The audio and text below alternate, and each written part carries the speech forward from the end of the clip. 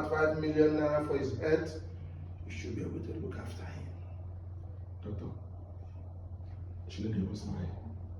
Talk and well so that she will understand what they talk. And on the every way they talk, she never even put one bar of smile for her face. If you talk and well, make she understand. Madam, you understand what I'm saying? Thank you, Doctor. What I'm saying is you look after him, make sure he's not stressed up, because that is one of the triggers of the sickness. Mr. George, Sam, nice meeting you. it's okay. Madam, take care of yourself, yeah? Thank you, sir. Okay, then go in peace. You know, they don't smile. Upon everything the doctor talk, you know, they smile. Please, let's go. For hospital, yeah, it frown your face. If you reach out, it will beat me. Do I'm saying it to, laugh now. Let's go, please. I will go, but laugh.